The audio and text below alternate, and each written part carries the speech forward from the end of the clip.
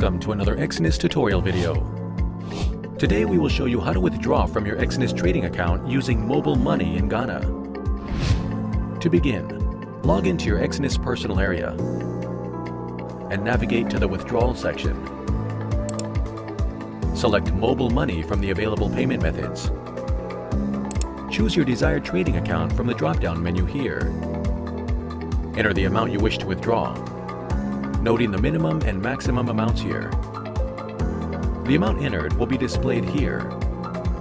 Once done, click here to continue. The next page will show a summary of your withdrawal action. To make any changes, you can click back to return to the previous step. If you are happy with the summary, click here to continue. A verification code will be sent to your set security type, either by email or to your mobile device.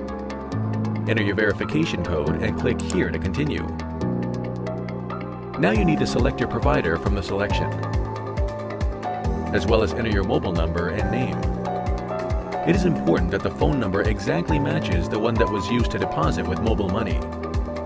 Please also ensure your country code is included in your phone number, +233 for Ghana. A final confirmation page will conclude the withdrawal action, and your funds will reflect in your chosen bank account soon.